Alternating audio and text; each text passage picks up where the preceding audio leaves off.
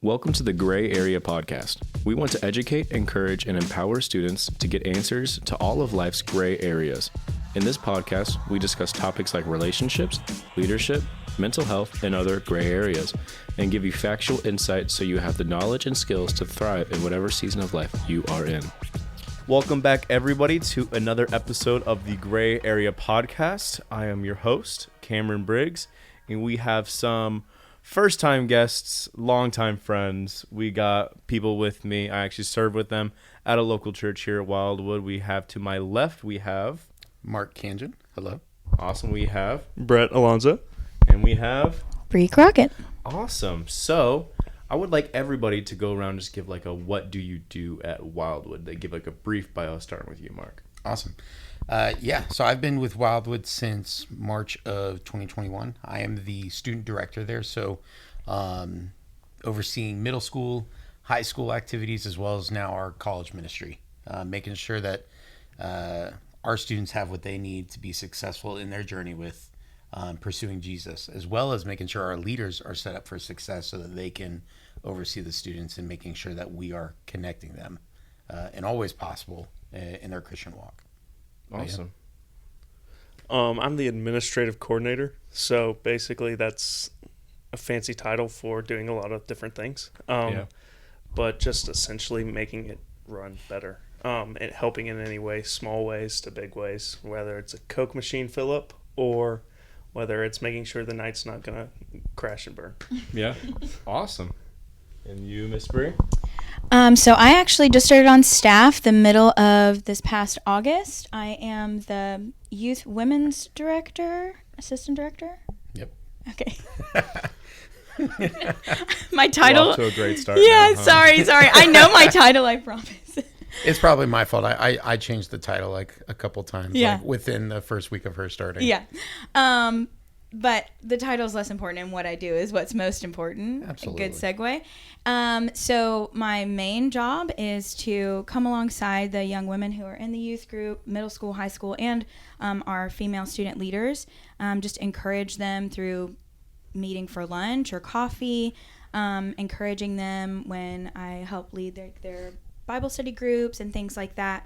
And also just helping, like Brett said, all the little jobs that have to happen so the student ministry runs well. I do some graphic design, I help with worship, projects and things like that. So assisting Mark and what he needs to make the student ministry run the best it can. That's awesome. And I know personally, I've known you personally for a good amount of years now, being married to my best friend. And so I know that this is a recently new job for you. Like, how long has it been? Has it been a month yet? Yeah, we're a little over a month. We are. A month and a week. So Yeah, awesome. Yeah. So going into that being so new, I believe this is your first time, especially like working on staff at a church and working over youth and stuff like that. What is something that you have began to face with this new extra responsibility that you have? Like, what are some challenges you're already starting to face and you're starting to see? Sure. I think the first thing that comes to mind, and at this point it's not necessarily a bad challenge, just something I have to be aware about, and I talked to Mark about it just the other day. At this point, I don't know how to turn my work brain off when I go home, and it's so fresh, it's so new. I love my job, I love what I get to do, and I have so much room creatively that was kind of stunted for a few years just in my past job. So to be able to just have that creative freedom to think, and having, like a boss like Mark where I'm like, hey, I have this idea. And he's like, I love it. Run with it. Get it done. I'm like, oh my gosh, my mind is running wild with ideas, So when I go home, I'm always talking to Devin about the fun things that we could do, or here's a graphic design idea, or what do you think about changing this or working with this? And like I said, at this point, it's not a bad thing, but I know that it's something that Mark and I discussed that I have to be aware of. Because obviously, like, working in any ministry can become spiritually challenging at times, mentally and emotionally challenging. So just having that awareness that if it gets to a point where it's stressful for me to think about work at home, being able to figure out, okay, how do I decompartmentalize a little bit? Yeah, that makes sense. definitely doing what I'm doing, and then also the woman I'm marrying, work can a lot of times come into the house, especially working together. So it's very important to be able to separate work and life, and being able to prioritize your husband as well, because those don't know, if you don't recognize her last name, he's been on the podcast. Devin Crockett is, I forget his actual title here, but he's pretty important. Yeah, that. You know more than me. I know his title, but I don't know mine. He works over here at Live a Life. So yeah, and just reflecting that question back onto y'all, what are some of the biggest challenges and hurdles you face, especially being, you know, kind of like seasoned vets now, getting into it? What, you're coming up on 2 years, I believe, if not already past 2 years of being a youth pastor there. Coming up on 2, yeah.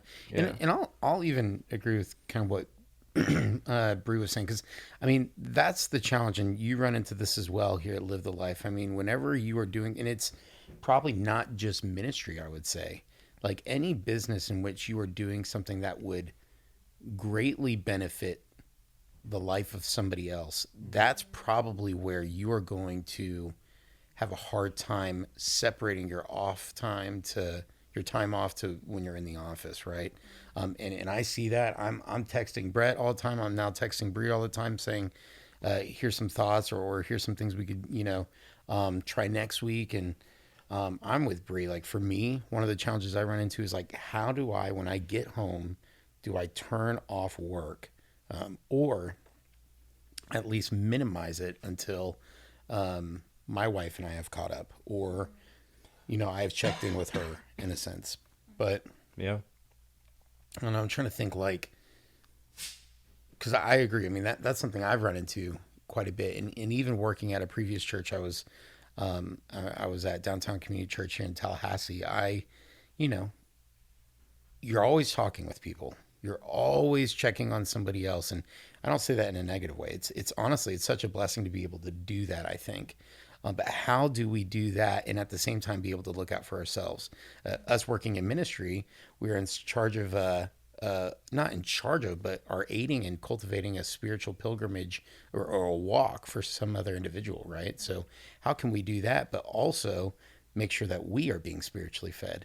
That's probably the biggest thing I've been running into, right? Is here I am, doing these teachings for middle school, high school, and working on some events for our college students coming up. But in my spiritual life, my own personal life, am I setting the same standard for my own spiritual growth that I am for these students? And I don't do that all the time. That's something that's been difficult for me. Yeah, but that's good. Yeah. Brett?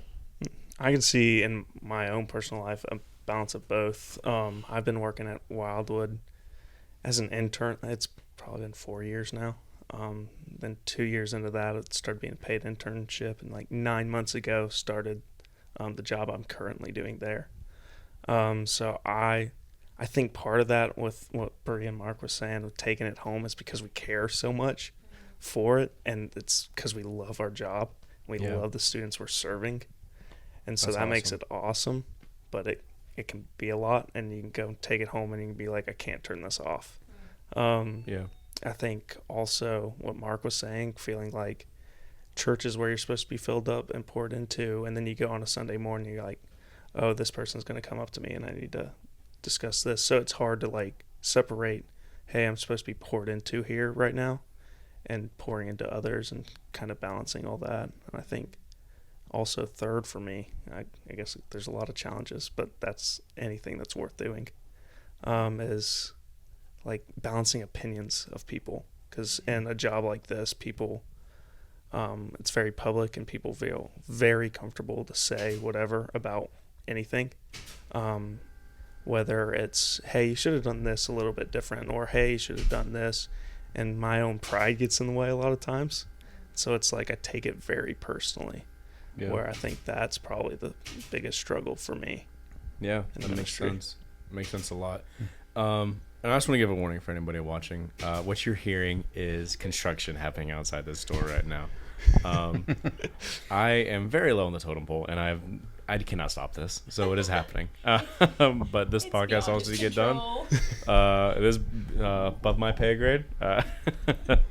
But this is also something that the podcast, where I truly believe it's like this is going to give knowledge to people who really need it as well. So this has to happen as well in my eyes. So, we're talking about the roadblocks, we're talking about the hurdles and the challenges that we face, and how sometimes, like, with any job, it can be very taxing.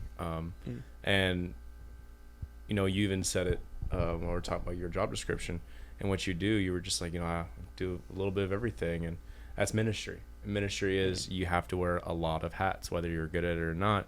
You'll be asked to do everything at one point in your career if you work in ministry. Anyone who's working in ministry can definitely relate to that. And even some jobs that are out of ministry, it can be asked to do a lot.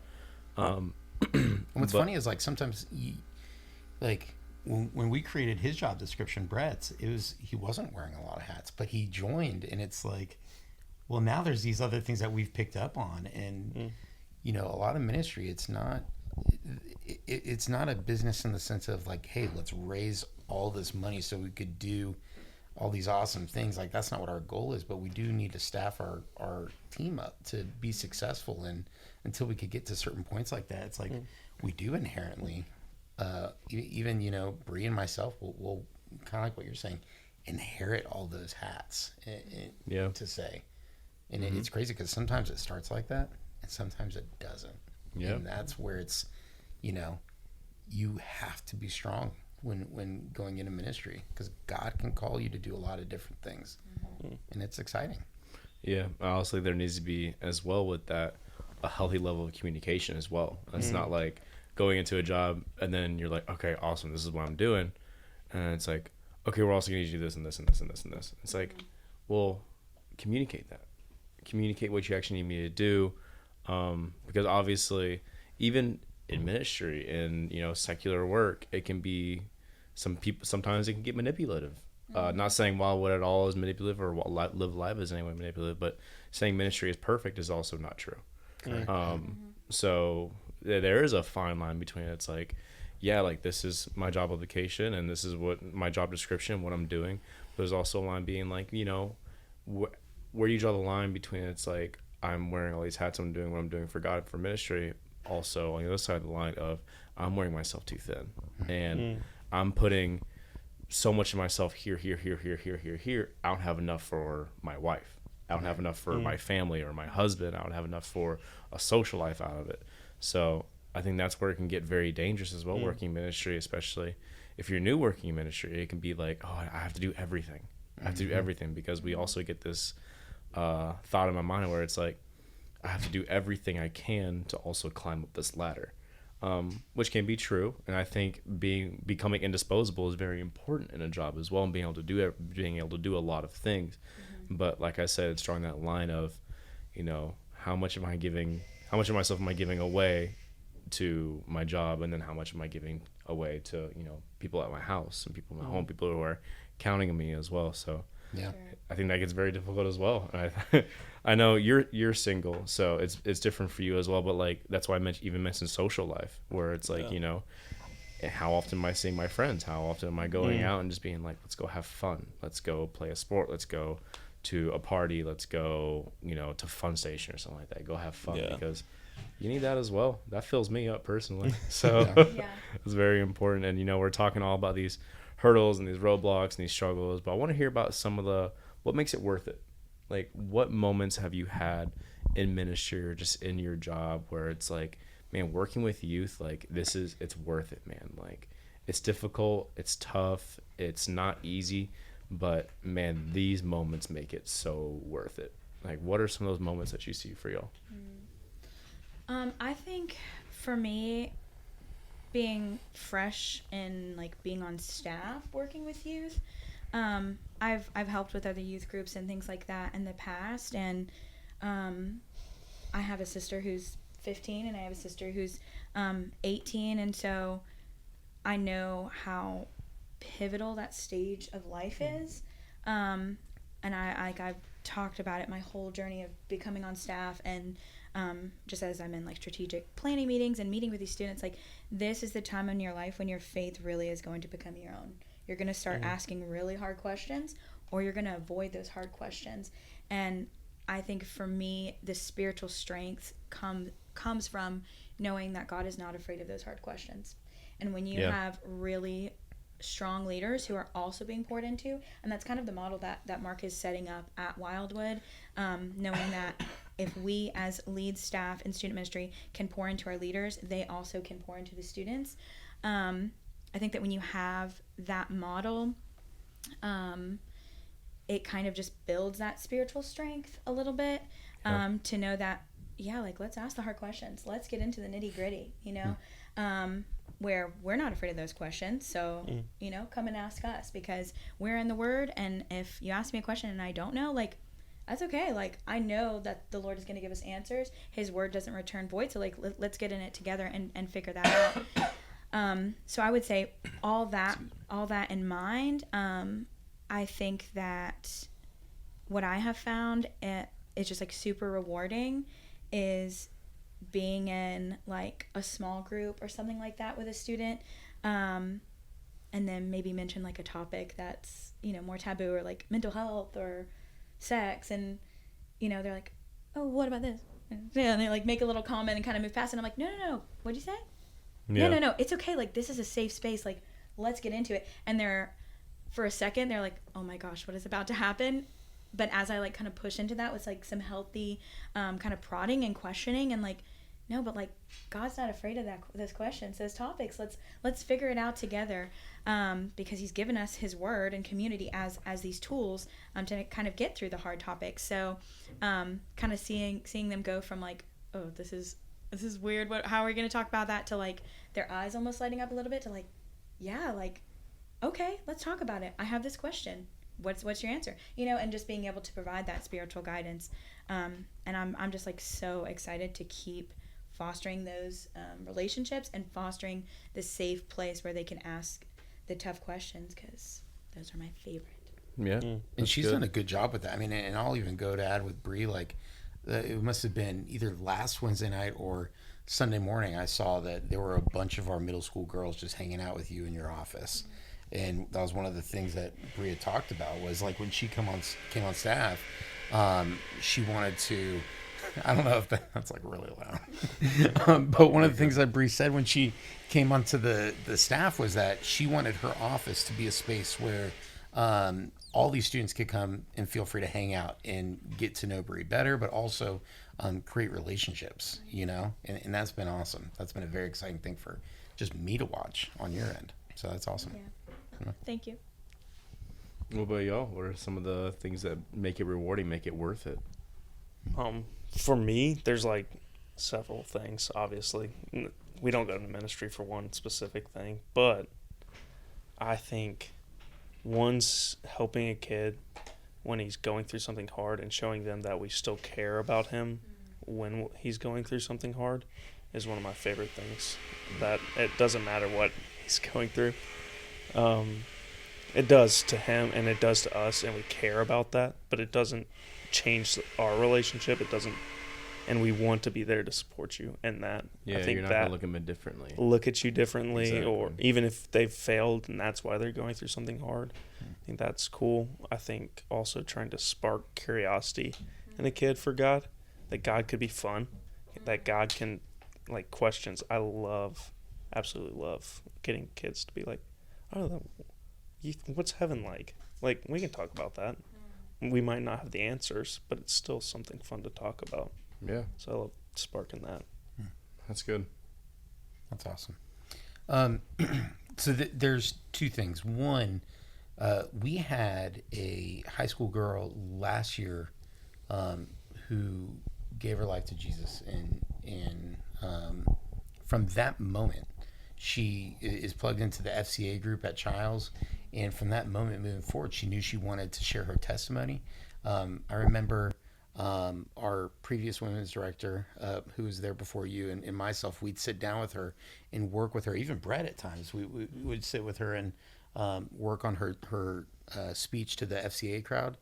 And just as time went on, you could see her passion grew more and more and more. And so it's awesome and it's exciting. Like, if we get to do a teaching on a Wednesday night or Sunday night with the students, it's cool when we get to play worship with them. But what's even more exciting is when they take what we've done and they run with it. So she did this talk at FCA, and then she had some people approach her afterward asking faith-based questions. That's a win. That's awesome. And that has no like correlation to do with what we are, like doing. Like we didn't facilitate that. We gave a space for her to come worship freely. But she ran with it, and that was exciting. This noise, this podcast. Oh yeah, welcome to the Construction Youth Ministry podcast. The construction area. Just think of it as ASMR. Just like a little. This is ministry at its finest. I don't know what you guys are talking about. Lots of moving pieces and parts. Exactly. We also, though, one of the biggest things that I would like to say that is, man, I don't know what the guy is doing out there. There we go. He's vacuuming or something. One of the coolest things in ministry as well is, Brett and I got to sit down with the dad the other day for lunch and got to talk with him a little bit, and like just to hear his heart behind ministry. And he's not plugged in any way except for his son is in our youth group. Like to hear him say, hey, I want you to know I have a passion for youth, and he wants his involvement to be looking different than being like there on a Wednesday night or like physically being there to serve, but he wants to help out in other ways, which is fantastic. But he was just kind of talking about how he supports what the student ministry is doing and the direction that they are heading, and to hear that in my position, and I'm sure for Brett, and I'm sure for you, Bree, just hearing it from us right now is encouraging, because I'll tell you what, like parents in youth ministry are some of the we're not just witnessing to their kids. We get to be there for the parents as well. And to hear that confirmation from parents is fantastic. So I love that. That's awesome. That's really good. So this is kind of like a two-part question I have for y'all. What would you say is some of the biggest distractions for students nowadays? And as well as going into that, what is like one piece of advice you would give a student listening to this podcast? Being adults, obviously, like I know you're a student in college, but we're all well past high school. Obviously, and especially high school changes. The way I experience high school is going to be different from the way you experience high school. It's going to be different from the way you experience high school since you're old. Got Very old. Got him. I'm just messing with you. If I'm calling you old, I don't know what I'm calling Ashley. Dude. Yeah, your wife is the same age. Ashley, I hope you're listening to this. Like, just what would you give a piece of advice to a student who would you say is just like, man, like I don't know what I'm doing, like what is school, what is my life right now? Like, what would you tell them if like a student came up to you and was like, I just don't know what I'm doing with my life? I think there's and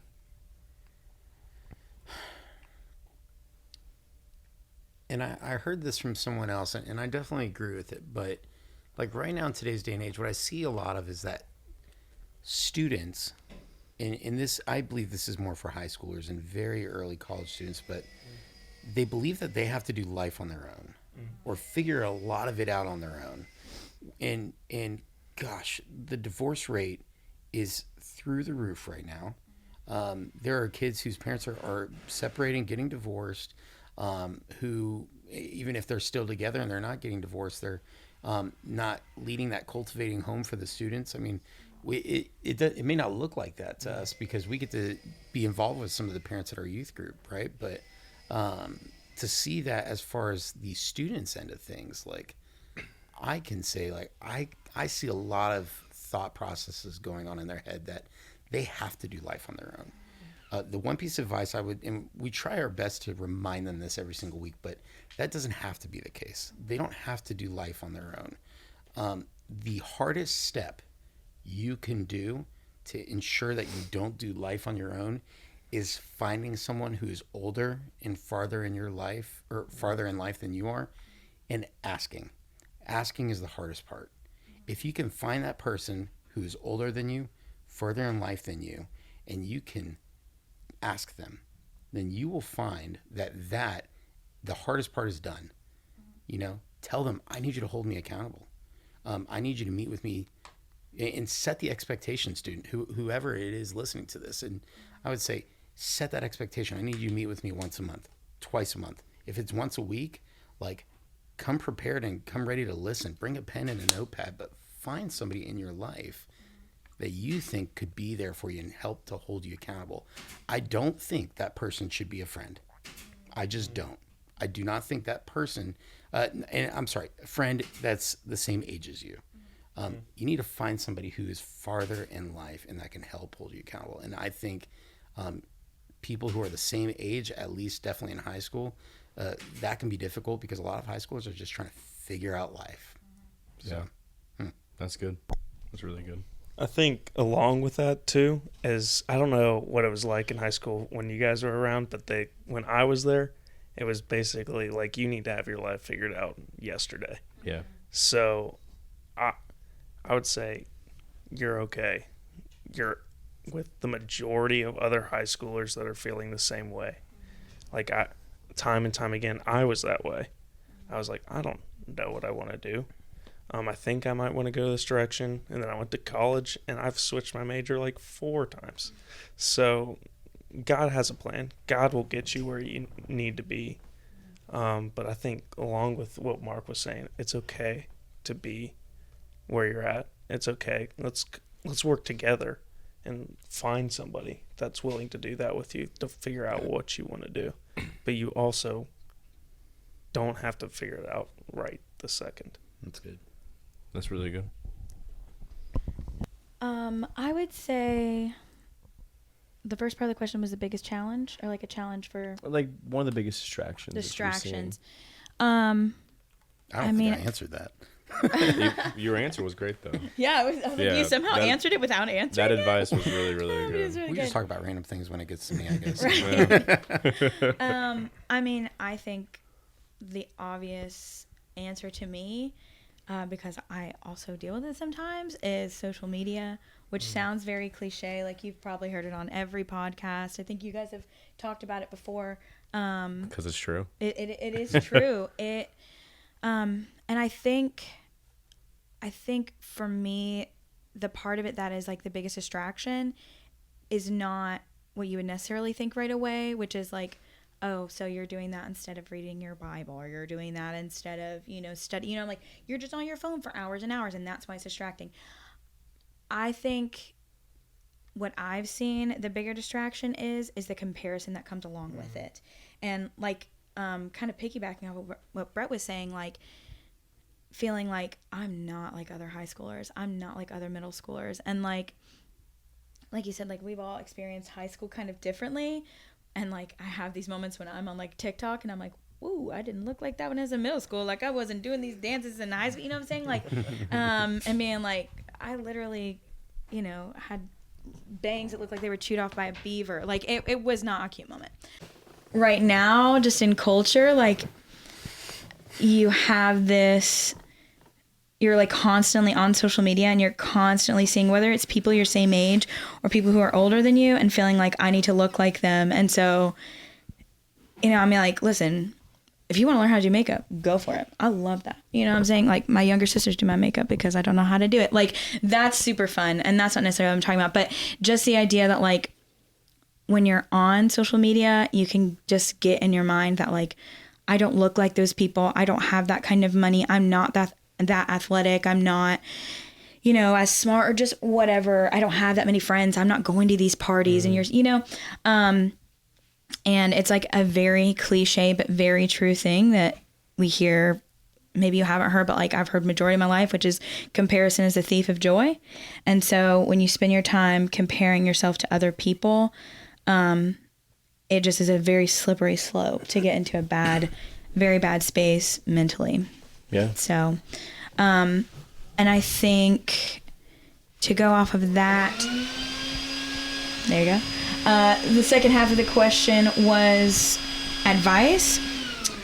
I would say coming from somebody who has struggled with anxiety majority of my life, when you are, and depression majority of my life, when you are in those places when you're feeling alone, especially if you deal with both depression and anxiety, which a majority of people do, your anxiety is going to tell you, do not reach out, do not go to that youth group, don't try out for that sport, don't audition for that play or choir or whatever it is. And it just like wants to isolate you. And so I would say, as much as you can, friends, whoever is listening, do not listen to that little voice and fight through the anxiety, and just go just once. Like, just go to the youth group once, just go to that club one time and just see what happens. I think you'd be surprised to find out that it's a lot easier to get connected to community than you think it is. And I mean, I was an example of that. I was terrified to do anything. And I said, okay, I'm going to go to this theater meeting. And I was the most anxious I've ever been. And it was, it made high school amazing for me. Made a lot of memories that I wouldn't take back. And that, in that way, I got connected with a youth group, and like furthered my faith. And so I would just say, fight that voice and go to the thing, whatever it is. That's really good. All of y'all gave really good advice. So now I just want to ask a fun question to lighten the mood a little bit. It's going to be a fun question. I honestly just came up with this in my head because I was thinking, the typical one of like, okay, like if let's say Cameron is a millionaire right now and I could pay for any vacation, where would you want to go? Like right now we're leaving in an hour, but that's been overdone. So I'm not doing that. If you had, now this is just assuming everyone here has the physical capacity, because, there are some mountains that are like crazy to hike, but it's like, let's assume everyone here has, insane stamina, insane athleticism, stuff like that. What mountain in the world would you want to hike and like get to the peak of and just to look out over? Like what mountain in the world you're like, I want to hike that mountain? See, it's a good thing I was reading up on the names of mountains last night, because I was just thinking, I'm like, how many of them have names? There's so many mountains with names. Oh, is this just not common knowledge of all the No, mountains? it is. No. Well, I'm like, you and Ashley are hikers. Like, I was looking at Mountain Doom was one I was thinking of. Where is that? If I could, gosh, I forget where that's at. What's the longitude and latitude? It's like a really high number, and then like the latitude. It's also the longitude and latitude is a high number. They're just like ridiculous numbers. It's insane. Yeah, you know what I mean. Well, but longitude and latitude is like is the this? Direction, not the altitude. I know, they're just crazy numbers. You know what I mean? It's not even on Earth. That's the craziest thing. I know, right? I want to hike the moon. Okay, I would say Mount Kilimanjaro because that's the only one I know the name of. Where's it at? Kilimanjaro's in Africa. Then I would do it.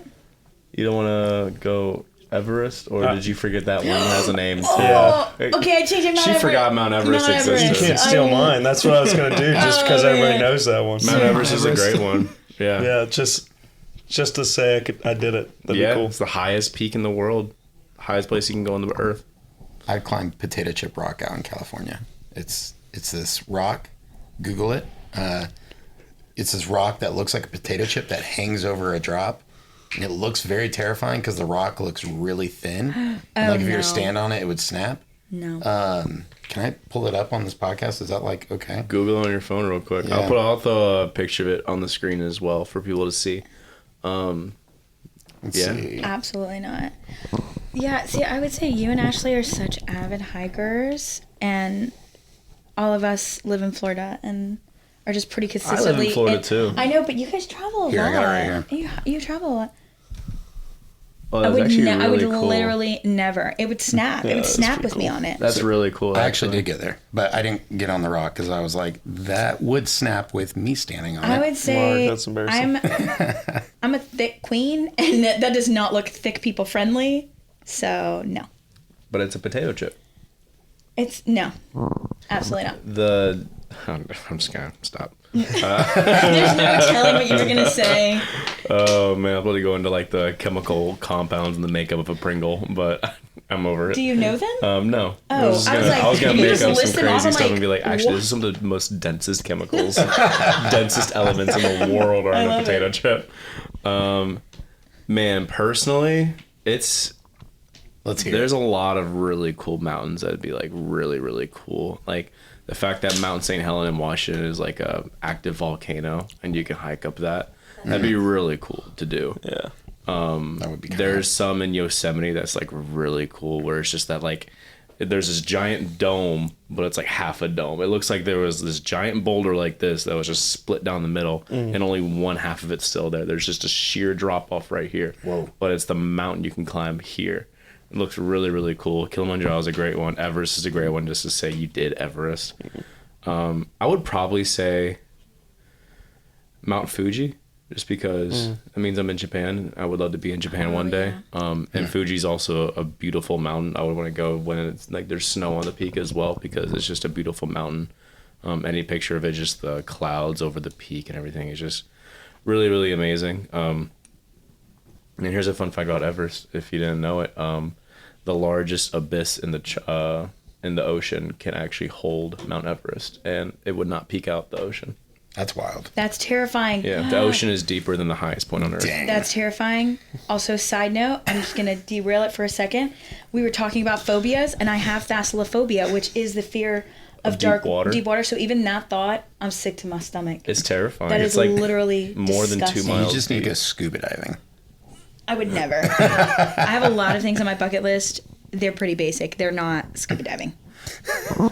That's Yeah. what we'll do with the ministry. There you go. Team bonding. Yeah. Team One bonding time- for the ministry. I'm gonna be sick that day. I'm gonna be getting my hair washed that day. There you go. Oh No. man, I'm gonna make sure they have a very deep sink. No. Even that. Even that. Man, it is crazy. One time, if you've never been like scuba diving or like snorkeling or whatever, I was snorkeling in the Bahamas, and there's like a coral reef that like sticks out of the water, and the coral reef is dead, which sucks because coral reefs are beautiful and they're dying all around the world. I don't know why. Oh my gosh, that got dark. R.I.P. A moment of silence for the coral reef.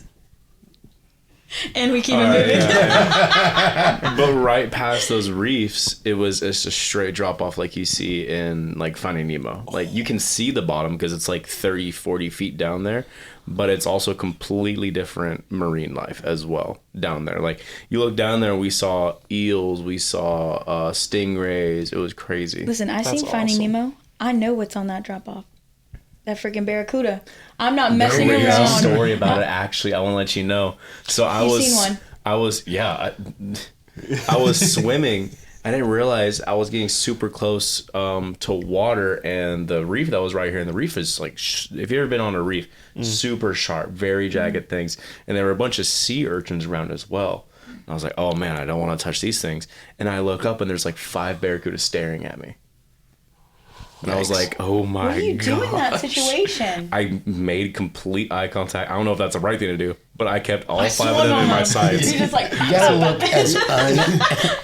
look as unappetizing as possible. Yeah, So, I like, sucked in my gut. I got real skinny. I was like, no meat on these bones. just bones here, guys. You don't know what to do with this. Sure. And I just slowly backed away. how do you back away in the water? Carefully. I There you go. understand. I Were can, you standing? I can swim. You can swim backwards? Mm-hmm. Like if you're on your stomach and you can swim backwards. You can't swim back. Wait, is this Wait, an hold actual on. thing? It's Wait, swimming hold on. backwards, Wait, hold Brie. on. Can y'all If swim you're- backwards? I think if On my you're back? facing vertical, if you're like vertical, but No, like, if you're on your stomach, you can't swim backwards. I don't think you. I'm I like mean, a shark. I I can't. haven't tried Yeah, that. I can. I physically can't. I I don't, feel like you can. You probably can. 100%. I You're haven't on your tried back. it. The same way you do this, then you just do this. Yeah. no. Okay, so I haven't tried I'm it, saying but I believe if it. I've been on my back, I know I can, do. No. Okay. I can hold do my that on hand. my stomach. On your stomach, you can do that. I'm and just just different. push yourself. I'm just different. Probably because I'm a world-class built- athlete. Now to go Different? test this out, let's bring in the pool. I'm just kidding. Yeah. Right, So yeah. here's some clips of me swimming on my hoop swimming backwards. Soak it, Brie. Yeah. So, well, does anyone have any closing remarks? Well, did everyone give their mountain? You said Mountain Dune? Mount Doom. Mountain Doom. Yeah, that's in Middle Earth. Yeah. It's just a really crazy experience. So I'm sorry, you said it Middle Earth? it's in Middle Earth. Yeah. Like Lord of the Rings? What's that? What? You're joking. I don't know what that is. Lord of the Rings, the movie, the series. Is this a prank? I have no you guys idea. prank me all the time. You're joking right now. Wait. Am I literally in the multiverse where they don't know what Lord of the Rings is? What is happening? I'm just saying, I thought Mount Doom would be a cool mountain to climb. When he says Middle Earth, it's like in the middle of the Earth. Like there's the top of the Earth. Like you see on the map over there, it's like in the middle of the Earth. So it's around like North Central Africa. Is that really what they call it? Mm-hmm. That's my closing remark.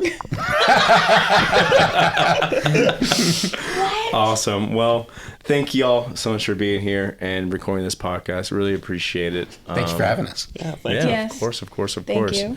And check it out. Like, subscribe, download all the other podcasts. Give them a listen.